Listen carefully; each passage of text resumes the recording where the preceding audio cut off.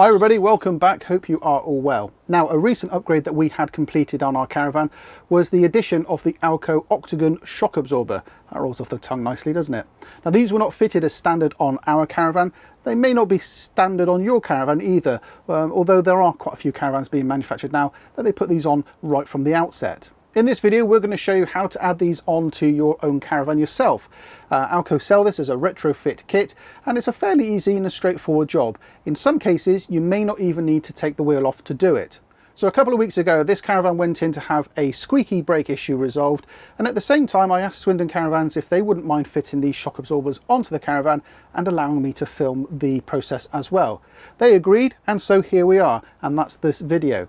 So coming up next, I'm going to show you how they actually get fitted on, and at the end of the video I'll tell you how I've got on with them and some pros and cons as well. But right now, let's have a look what's in the box.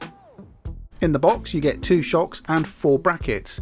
Now in my box there was no fitting instructions, but I managed to find these online, and the link to that is in the description below. There are 4 variants of these shock absorbers, and it's the colour that indicates the weight that the shock absorber is designed for.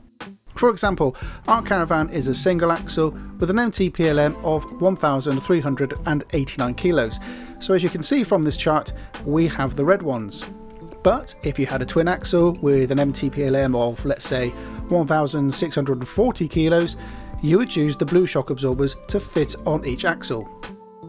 In terms of tools you'll need, it's pretty simple. A 19mm socket, a 19mm spanner, a torque wrench, and of course the infamous swear jar. Good examples of these are listed on our Amazon storefront. Link to that is in the description below.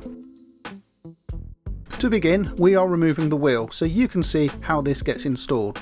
If you're doing this yourself on the floor, you would raise the nose of the Caravan as high as you can to gain access to the swing arm.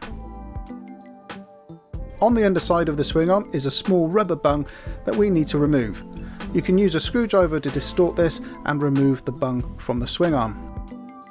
The mounting brackets fit into this hole, but before we fit them we need to make sure they're facing the right way. At the top of the bracket is an arrow, and this needs to face towards the front of the Caravan. With the brackets facing the correct way, angle the brackets away from each other like this so the top edges are touching. Then insert into the swing arm and gently squeeze the brackets towards each other. Don't worry about them not fitting tight together at this stage, that'll be addressed when we tighten the bolts up. Our attention is now on the chassis rail, and where these fit you'll notice that there are 3 holes very close together, and to select the correct hole we need to make a couple of measurements. The first measurement is between the swing arm and the mounting hole, and this should be 235mm unless you're using the green shock absorbers. The second measurement is between the hole on the mounting bracket and the hole in the chassis, and this should be a minimum of 255mm in all versions of the shock absorbers. And this measurement needs to be done whilst the axle is bearing no weight, so it's unlikely you'll get this measurement correct if the Caravan is still on the floor. Of course, 9 times out of 10 the hole that we will be using will be the middle one, but if you want to be 100% sure, there is no harm in making those measurements.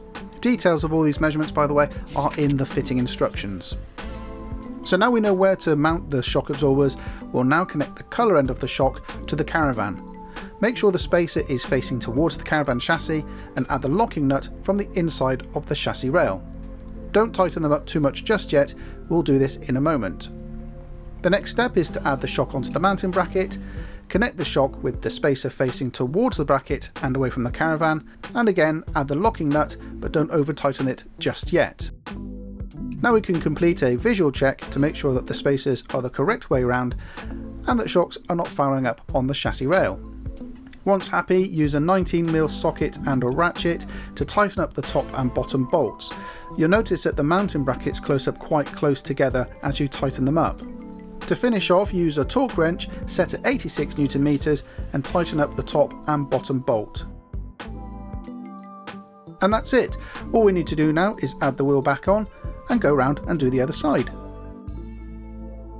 Of course, if you do take the Caravan wheels off for any reason, you will need to torque them back up as per the manufacturer's specifications.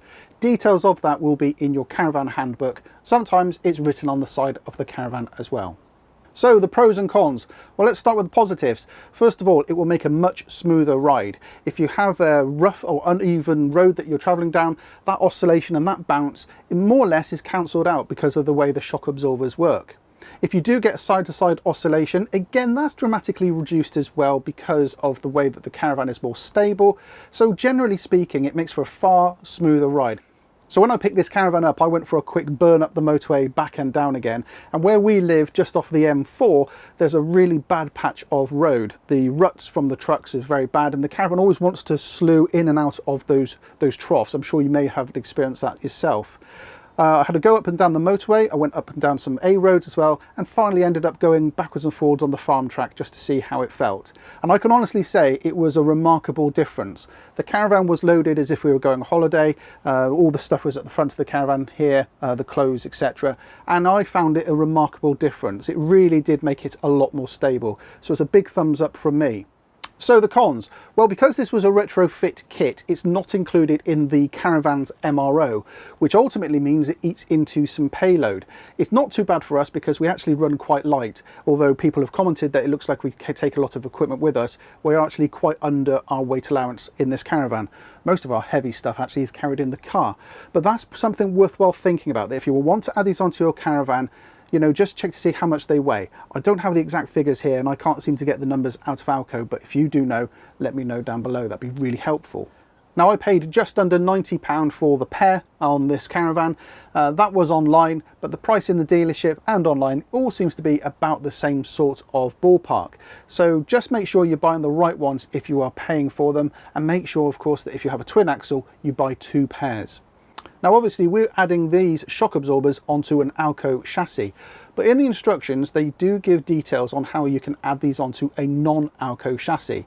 Details of all of that are in the instructions, and I've put a link to that down below.